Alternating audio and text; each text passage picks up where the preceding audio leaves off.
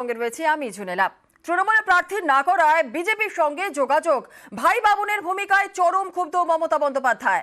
ভাইয়ের সঙ্গে সম্পর্ক ছিন্ন করে দিলেন, বললেন পরিবারতন্ত্র নয়, তিনি মানুষতন্ত্রে বিশ্বাসী। এটা তারই উদাহরণ। যে ভদ্রলোকের নাম আপনারা বলছেন তার অনেক কাজকর্মই আমার অনেক দিন ধরে পছন্দ নয়। আমি অন্যায় কখনো সহ্য করি না। আমি এত লোভী লোকেদের পছন্দ করি না। শুধু আজকে নয়, প্রত্যেকটা ইলেকশনই আমাকে অনেক অশান্তি করেছে।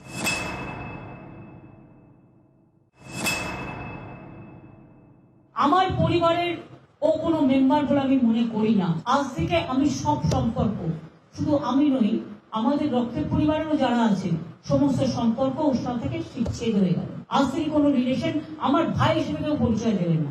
তো প্লিজ দয়া করে আমার নামটা ইউজ করবেন না। আমি টোটাল ডিসঅ্যাসোসিয়েট করে দিয়েছি, নো রিলেশন। মমতা বন্দ্যোপাধ্যায়ের ভাই বাবুন লোকসভা ভোটে তৃণমূলের টিকিট না পেয়ে বিজেপির সঙ্গে যোগাযোগ করেন বাবুন বন্দ্যোপাধ্যায়, চলে যান দিল্লি। এতে ব্যাপক ক্ষুব্ধ মমতা। যে ভদ্রলোকের নাম আপনারা বলছেন তার অনেক কাজকর্মই আমার অনেক দিন ধরে পছন্দ নয়। আমি অন্যায় কখনো সহ্য করি না। আমি এত লোভী লোকেদের পছন্দ করি না। শুধু আজকে নয়, প্রত্যেকটা ইলেকশনই আমাকে অনেক অশান্তি করেছে। আমার পরিবারের ও কোনো মেম্বার বলে আমি মনে করি না। আজ থেকে আমি সব সম্পর্ক, শুধু আমি নই, আমাদের রক্তের পরিবারেরও যারা আছে সমস্ত সম্পর্ক ওর সাথে থেকে বিচ্ছেদ হয়ে গেল। আজ থেকে কোনো রিলেশন, আমার ভাই হিসেবে কেউ পরিচয় দেবেন না। তো প্লিজ দয়া করে আমার নামটা ইউজ করবেন না। কিছু লোক নির্বাচনে আসলেই কাউন্সিলরও দাঁড়াতে হবে, এমএলএ তেও দাঁড়াতে হবে, আর এমপি তেও দাঁড়াতে হবে। আমার পরিবারের সবাই যদি বলে আমি এমপি ইলেকশনের টিকিট চাই, এমএলএ ইলেকশন টিকিট চাই, তাহলে আমি তো পরিবারতন্ত্র করব।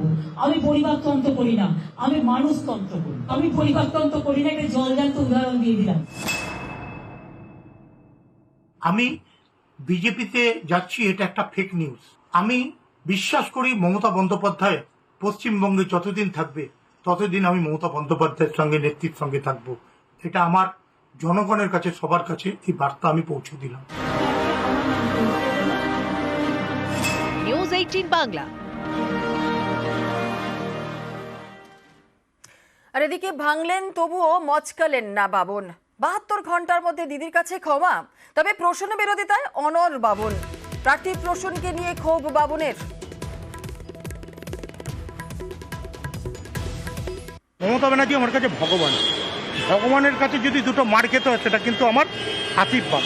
আমি এই আশীর্বাদ নিয়েই মমতা বন্দ্যোপাধ্যায়ের কাছে 72 ঘন্টার মধ্যে আমি পৌঁছবো। তাতে আমায় মারুক, ধরুক, যা কিছু করুক। আমার অভিমান একটাই জায়গা ছিল যে হাওড়ায় এই ক্যান্ডিডেটটাকে না দিয়ে এই ক্যান্ডিডেটটাকে অন্য কেউ যদি ক্যান্ডিডেট হতো, আমি না, আমি তাতে বেশি ক্ষতি হতাম। 42টা ক্যান্ডিডেটের মধ্যে আমি কেন একটা ক্যান্ডিডেটের কথা বলছি? তার কারণটা হচ্ছে এই মানুষটাকে আমি খাটতে দেখিনি। তাই হাওড়াবাসীদের কাছে আমার একটাই আবেদন, দিদিমণি যেটা বলছে শুনুক, বাট আমার দিক দিয়ে মনে হচ্ছে এই ক্যান্ডিডেটটা। অর্জুন সিংকে ছেড়ে দিলেন মমতা বন্দ্যোপাধ্যায়, বললেন অর্জুন সিং তো এখনো বিজেপির এমপি। এবার ব্যারাকপুরে তাহলে তৃণমূলের পার্থ ভৌমিক বনাম বিজেপির অর্জুন সিং।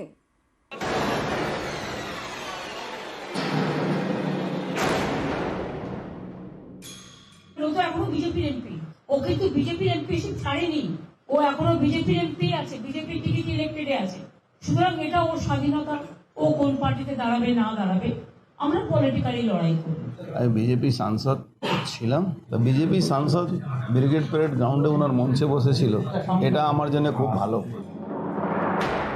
অর্জুন সিং অনেকেই বলেন বারাকপুরের বাহুবলী নেতা। 19 লোকসভা ভোটের আগে তৃণমূল ছেড়ে বিজেপিতে যোগ দেন। বিজেপির টিকিটে বারাকপুরে জেতেনও। 21 বিধানসভা ভোটে বিজেপির স্বপ্নভঙ্গ হওয়ার পর পদ্ম ছেড়ে আবার জোড়াফুল শিবিরে ফেরেন অর্জুন। তার আশা ছিল এবার তাকে বারাকপুর থেকে প্রার্থী করবে তৃণমূল, কিন্তু তা হয়নি। তৃণমূল প্রার্থী করেছে পার্থ ভৌমিককে। আমাদের প্রার্থী ব্যারাকপুরে পার্থ ভৌমিক। আমি আশা করি পার্থ ভৌমিক মানুষের পুরো সমর্থন পাবে। 2019 भी बैरकपुर में भाजपा जीती थी, इस बार 2024 में ये सीट भी भाजपा को ही जाएगा। তৃণমূলের টিকিট না পেয়ে ক্ষুব্ধ অর্জুন। তিনি আবার পদ্মপথে। গত কয়েকদিনে বারবার বুঝিয়ে দিয়েছেন পদ্ম প্রার্থী হয়েই বারাকপুর থেকে লড়বেন। ব্যারাকপুরকে দুজনই চেনে, একজন তড়িৎবাবু আর তারপরে আমি। ব্যারাকপুর বাইরে আমি কিছু ভাবি না, এমপি হিসাবে বলছি। পার্থভূমিকে বিপক্ষেই দাঁড়াচ্ছি, এটা 200% নিশ্চিত। ব্যারাকপুরে যে শান্তি শৃঙ্খলা বজায় আছে সেটা যেন অক্ষুণ্ণ থাকে, ব্যারাকপুরের বুকে যেন আর একটা 2019 ফিরে না আসে। पार्थ भौमिक और ज्योतिप्रिय मलिक ये दो आदमी इस पोस्टफुल वायलेंस के नायक थे। उनके नाम से FIR भी किया गया था। ব্যারাকপুরের মানুষের কারো তো ভালো করেনি। মানুষ যদি মনে করে পার্থভৌমিক তার দীর্ঘ রাজনৈতিক জীবনে একটা লোকের উপরে অত্যাচার করেনি, কারুর ঘর ভাঙেনি, কোনোদিন কারুর উপর উদ্ধত্ত দেখায়নি, তাহলে ব্যারাকপুরের মানুষ আমায় গ্রহণ করবে। আমি বিজেপি সাংসদ ছিলাম, বিজেপিরই সাংসদ হয়তো আগামী দিন হতে পারে। এরই মাঝে বুধবার বারাকপুরে অর্জুন বিরোধী পোস্টার, তাতে লেখা বিজেপিতে পাল্টিবাদ চাই না। পার্থ ভৌমিকের লোক দুদিন আগে আপনি বয়ান দিয়ে দেখবেন, তো ওই কথাটা বলেছিল, সেই সেম কথাটা ওখানে লেখা আছে। দেখুন, আমি এত ব্যস্ত, আমার এখন এগুলো করার সময় নেই। ও ফাঁকা আছে, ও করিয়েছে কিনা আমি জানি না। ওর প্রতি আমার শুভেচ্ছা আছে, বন্ধু ভালো থাক, ও একটু ঘুমোক, আমার ভালো হবে। ভোট এখনো ঘোষণা হয়নি, এখন থেকেই গরম বারাকপুর। নিউজ 18 বাংলা। ঢাকা দিয়েছিলেন শেখ শাহজাহান, কোন কোন গোপন ডেরায় লুকিয়েছিল? আর এই তথ্য হাতে পেয়ে সিবিআই একেবারে তাজ্জব। কারণ শেখ শাহজাহান বেশিরভাগ দিন লুকিয়েছিল নিজেরই পাড়াতে, সন্দেশখালীর আকঞ্জি পাড়ায়। 5ই জানুয়ারি সন্দেশখালীতে তুলকালাম। এরপর থেকেই বেপাত্তা শেখ শাহজাহান। 55 দিন পর মিনাখা থেকে তাকে গ্রেফতার করে পুলিশ। কিন্তু এতদিন ধরে সে কোথায় গা ঢাকা দিয়েছিল? তদন্ত করে এই তথ্যই হাতে পেয়েছে সিবিআই, যা দেখে কেন্দ্রীয় গোয়েন্দারা অবাক। কারণ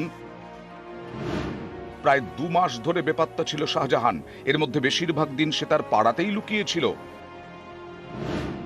সিবিআইয়ের দাবি, শেখ শাহজাহানকে আত্মগোপনে সাহায্য করে তার ঘনিষ্ঠ ফারুক আকুঞ্জি। শাহজাহানের বাড়ি সন্দেশখালীর আকুঞ্জি পাড়ায়। সিবিআই জানতে পেরেছে 17 জন মিলে সব সময় গার্ড দিত শাহজাহানকে। এই নিরাপত্তা বলয়ের মধ্যে থেকে আকুঞ্জি পাড়ায় গা ঢাকা দিয়েছিল শাহজাহান। বারবার বাড়ি বদল করত। আকুঞ্জি পাড়াতেই 4টে বাড়ি বদল করে থাকছিল। আব্বাস মীর, সাইফুদ্দিন শেখ, আব্বাস উদ্দিন এবং ফারুকের বাড়িতে গা ঢাকা দিয়েছিল। আকুঞ্জি পাড়াতে বসেই সব খবরাখবর নিত শাহজাহান। কখনো কখনো সন্ধ্যের পর বাইক কিংবা গাড়ি নিয়ে বেরোতো। 5ই জানুয়ারি ইডির হানায় তুলকালাম হয়। সিবিআই জানতে পেরেছে সেদিনই সকাল 9:30 থেকে 10টার মধ্যে ফারুকের বাইকে চেপে পালায় শাহজাহান। ফারুকের আকুঞ্জি পাড়ার বাড়িতে গা ঢাকা দেয়। শাহজাহানের 2 ভাই সিরাজ ও আলমগীরের পরিবারের সদস্যরাও কিছুক্ষণের মধ্যে পৌঁছে যায় ফারুকের বাড়িতে। সেদিনই বিকেলে আকুঞ্জি পাড়া থেকে দক্ষিণ 24 পরগনার জীবনতলায় চলে যায় শাহজাহান। জীবনতলায় নাকি শাহজাহানকে গা ঢাকা দেওয়ার ব্যবস্থা করে দেন এক তৃণমূল নেতা।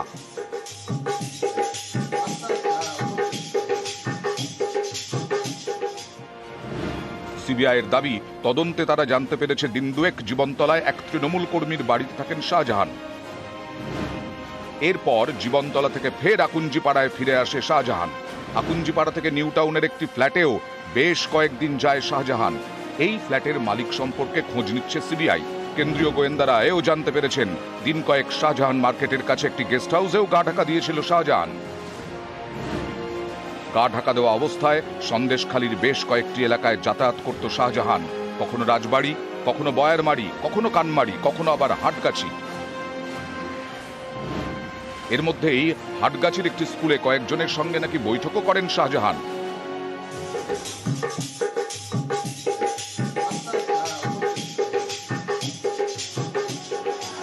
পাঁচই জানুয়ারি ইডির ওপর হামলার ঘটনায় নাজাট থানায় 2টি মামলা হয়। একটি করে ইডি, অপরটি করে রাজ্য পুলিশ। ইডির করা মামলাতেই শাহজাহানকে গ্রেফতার করে পুলিশ। তার আগে আরো 7 জনকে গ্রেফতার করেছিল। সেই 7 জনকে নিজেদের হেফাজতে চায় সিবিআই। নিউজ 18 বাংলা। আলমগীরকে সিবিআই তলব, শেখ শাহজাহানের ভাইকে সিবিআই এর তলব। নিজামে তলব করা হয়েছে আলমগীরকে।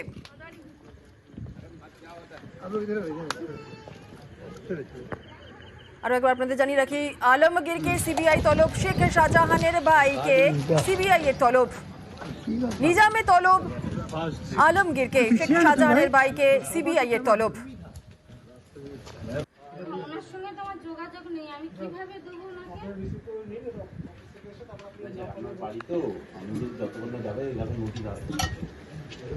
ওনার সঙ্গে তো যোগাযোগ নেই, উনি তো অসুস্থ কোথায় আছে?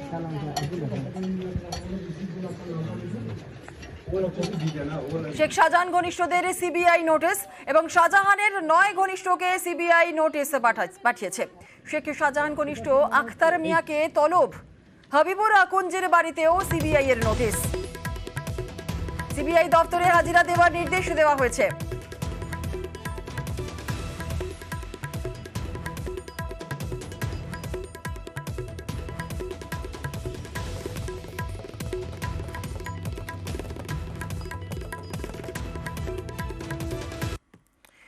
দুর্নীতি প্রমাণে বাতিল নিয়োগ। দুর্নীতি প্রমাণে সম্পূর্ণ নিয়োগ বা নিয়োগের অংশবিশেষ বাতিল। এসএসসি নিয়োগ দুর্নীতি মামলায় প্রাথমিক পর্যবেক্ষণ বিচারপতির, আর দুটি বিকল্পই আছে বলে পর্যবেক্ষণ বিচারপতি বসাকের। পদ ভরাতে অযোগ্যদের নিয়োগ কেন, প্রশ্ন বিচারপতির। আর পচা আপিল খুঁজে বের করার সওয়াল বিতর্কিত চাকরি প্রাপকদের। কমিশনের বিশ্বাসযোগ্যতা নিয়ে প্রশ্ন বিতর্কিত চাকরি প্রাপকদের।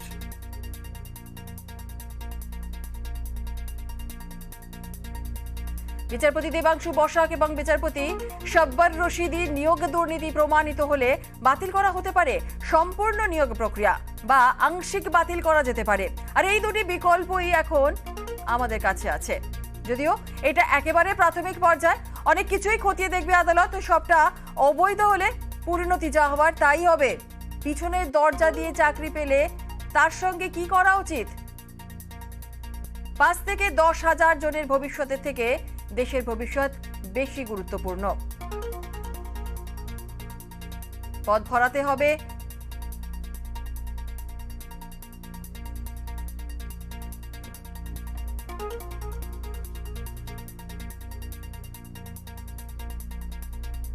দুর্নীতি ইংরেজির 8-এর মতো, কারণ হাইকোর্টের ব্যাখ্যা সিবিআই এর কাছে একটার সঙ্গে আরেকটা দুর্নীতি জড়িত বলেই দাবি। প্রাথমিক এসএসসি পুরো নিয়োগ সব জড়িত বলেই দাবি। কখনো শেষ না হওয়ার মতো টাকার উৎস বলেই দাবি। বিচারপতি সিনহার বেঞ্চে তদন্তের অগ্রগতির রিপোর্ট, হাইকোর্টে তদন্তের অগ্রগতির রিপোর্ট পেশ সিবিআই ইডির।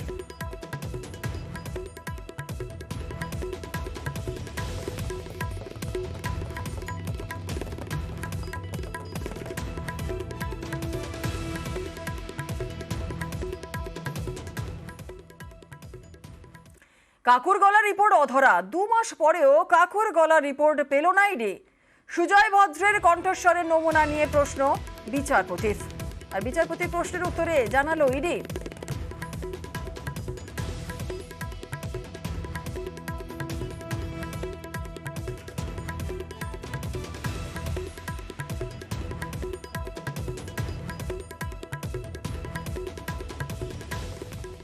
বেহাল রাস্তা নিয়ে ক্ষোভ। সোমবার কোচবিহারের বিজেপি প্রার্থী নিশীথ প্রামাণিকের কাছে এই নিয়ে নালিশ করেন স্থানীয়রা। আর এরপর বুধবারই রাস্তার কাজ শুরু। রাস্তা সারানো শুরু করেছে তৃণমূলের গ্রাম পঞ্চায়েত, আর এই নিয়ে তুঙ্গে তরজা। বিজেপির কেন্দ্রীয় মন্ত্রীর কাছে অভিযোগ, তারপরেই তৎপর তৃণমূল পরিচালিত গ্রাম পঞ্চায়েত। বেহাল রাস্তা সারানোর কাজ শুরু। এই ছবি কোচবিহারের শ্যামা প্রসাদ কলোনি। এলাকায় নানা সমস্যা, বেহাল রাস্তা, পাকা ড্রেন নেই, খাবার জল নিয়েও বিস্তর অভিযোগ। গত সোমবার এই এলাকায় ভোটের প্রচারে যান কোচবিহারের বিজেপি প্রার্থী নিশীথ প্রামাণিক, যিনি কোচবিহারের বিদায়ী সাংসদ এবং কেন্দ্রীয় মন্ত্রীও। তার কাছে অভিযোগ জানান গ্রামবাসীরা। আমরা টাকা বারবার আপনাদের অঞ্চলকে দিতে চেয়েছি যে আপনারা টাকাটা নিয়ে এলাকার রাস্তাটা করুন, কিন্তু আপনাদের প্রধান ভয় পায়, কারণ বিজেপির আমরা মন্ত্রী, উনি ভাবে তাই। আসলে তো আমরা সবার মন্ত্রী। এবার আমি আমি আমি না আমি এখনই টাকা দিতে চাই। যদি আপনাদের এখানে প্রধান টাকা নিতে চায় না, তৃণমূলের প্রধান চাকরি চলে যাবে। সোমবার বিজেপি প্রার্থীর কাছে অভিযোগ, তারপরেই তৎপর স্থানীয় তৃণমূলের গ্রাম পঞ্চায়েত। বুধবার রাস্তা সারানোর কাজ শুরু। একটা 100 মিটার কালভার্ট রাস্তা কোথাও বানায়নি। 5 বছর পরে এসছেন। 5 বছর আগে হাত নাড়তে নাড়তে ভোট নিয়ে গিয়েছে, আবার 5 বছর পরে হাত নাড়তে এসছে। এবার যথারীতি মানুষ ধরলো, মহিলারা সব এসে ধরলো। আমরা আজকে 48 ঘন্টার ভেতরে ওই রাস্তার এবং ওই ড্রেনের আমরা শিলান্যাস করে এলাম এবং ওটার কাজ হবে। এতদিন ধরে সরকারে আছে, পঞ্চায়েতের কি এক ফোঁটা কাজ করার অধিকার নেই বা ক্ষমতা নেই, নাকি সব টাকা পয়সা খেয়ে নিয়েছে? ওখানকার লোকেরা নিশীথ প্রামাণিক গেছিল, কেন্দ্রীয় প্রতিমন্ত্রী উনি, আজকে বাধ্য হয়ে গেছে এতদিন পরে জেলা সভাপতি ওখানে গিয়ে নাটক করছে। সামনে ভোট, তাই কি ঝটপট কাজ শুরু হয়ে গেল? ভোট না থাকলে কি কাজ হবে না? আমাদের সমস্যা হলো জল, জল, রাস্তা, ড্রেন, এগুলি সমস্যা। আর যে যা প্রতিশ্রুতি দেয় ভোটের আগে এসে দেয়, তারপরে আর আসেও না, সেটা আর হয়ও না। আজকে কারা এসেছিল? এই আমাদের প্রধান বললো যে আমরা করব, রাস্তাও করবে, রাস্তার উদ্বোধন করে দিল। প্রশ্ন স্থানীয়দের অনেকেরই। কোচবিহার থেকে শুভঙ্কর সাহার রিপোর্ট, নিউজ 18 বাংলা। নিউজ 18 বাংলার খবরের জের। ইছাপুরের দেবীতলা ঘাটে চালু হলো ফেরি পরিষেবা। 15 দিনেই মিটে গেল 3 বছরের সমস্যা। আর ফেরি পরিষেবার উদ্বোধন করলেন সেচমন্ত্রী পার্থ ভৌমিক। ঝকঝকে জেটি, ফেরি ঘাট, তারপরেও ফেরি পরিষেবা বন্ধ ছিল। নিউজ 18 বাংলার খবরের জেরে ইছাপুর দেবীতলা ঘাটে চলল লঞ্চ। আমাদের তো অনেক ব্যয় সাপেক্ষ হয়ে যাচ্ছিল, বাবুঘাট দিয়ে ঘুরে যেতে হতো, নয় নবাবগঞ্জ দিয়ে। এটা আমাদের বাড়ির কাছে, দেবীতলার বাসিন্দা আমি, নাতনিকে নিয়ে স্কুলে যেতাম, এটা আমার সুবিধেই হচ্ছে যাওয়ার। উত্তর 24 পরগনার উত্তর বারাকপুর পুরসভা, এই পুরসভার মধ্যেই পড়ে ইছাপুরের দেবীতলা ফেরিঘাট। গঙ্গার অন্য পারে গৌরহাটি ফেরিঘাট, এটি পড়ে হুগলির চন্দননগর পুরসভার মধ্যে। তৃণমূল পরিচালিত এই দুই পুরসভার টানাপোড়েনের জেরে গত প্রায় 3 বছর ধরে ফেরি পরিষেবা বন্ধ ছিল। নতুন ফেরিঘাট তৈরি হলেও ব্যবহার হয়নি, তাই ঘুরপথেই যাতায়াত করতে হচ্ছিল দুই পাড়ের যাত্রীদের। ফেরি পরিষেবা চালু হওয়ায় সেই সমস্যা মিটেছে। আমি যে মাল নিয়ে যাই রোজ 2 ব্যাগ করে মাল, আমি ব্যবসার তাগিদে, সেখানে আমাকে বাবুঘাট হয়ে আমাকে মানিকতলায় আমি থাকি, মানিকতলা থেকে আমাকে বাবুঘাট যেতে হতো। আমার যে টোটো ভাড়া 30 থেকে 40 টাকা ভাড়া, আপ ডাউনে আমার 100 টাকা সেভ হলো। নিউজ 18 বাংলাকে আজকে খুব আমরা ধন্যবাদ জানাচ্ছি, আমাদের খুব উপকার হলো, মানুষের উপকার হলো। একটা সময় গৌরহাটি ও দেবীতলা ঘাটের মধ্যে নৌকা চলাচল করত। বছর 3 আগে এই দুটো ফেরিঘাট সংস্কার করা হয়, নতুন করে সাজানো হয়, এরপরেই বিপত্তি। তৃণমূল পরিচালিত উত্তর বারাকপুর পুরসভার অভিযোগ, দেবীঘাট থেকে টিকিট বিক্রি করে যে লাভ হতো সেটা তাদের প্রাপ্য, অথচ লাভের গুড় খেত গঙ্গার অন্য পারের চন্দননগর পুরসভা। এই নিয়েই বিতর্ক, যার জেরে 3 বছর ধরে বন্ধ ফেরি পরিষেবা। গত 26শে ফেব্রুয়ারি এই খবর দেখানো হয় নিউজ 18 বাংলায়। তারপরেই ফেরি পরিষেবা চালুর বিষয়ে তৎপর হয় দুই পুরসভা। দেবীতলা গৌরহাটি ঘাটে চালু হয় ফেরি পরিষেবা। আমরা এটা ঘাটটা চালু করলাম আজকে 10 ঘন্টার নোটিশে। নর্থ ব্যারাকপুরের সমস্ত কাউন্সিলররা রয়েছে, সিআইসিরা রয়েছে, সমস্ত কাউন্সিলররা রয়েছে, এই অঞ্চলের অসংখ্য মানুষ রয়েছে। মমতা ব্যানার্জির সরকার তো আছেই মানুষের সমস্যার সমাধান করবে। কিন্তু হয়ে গেছিল, কিন্তু দুপারের একটা টানাপোড়েন ছিল। সেটা আমি গতকাল মাঝখানে থেকে পরিবহন মন্ত্রী স্নেহাশিসের সাথে কথা বলে সমস্যার সমাধান করেছি। প্রায় 3 বছর ধরে পড়েছিল নতুন ঘাট। নিউজ 18 বাংলার খবরের জেরে সেই সমস্যা মিটে গেল মাত্র 15 দিনের মধ্যে। বারাকপুর থেকে অরুণ ঘোষ, নিউজ 18 বাংলা।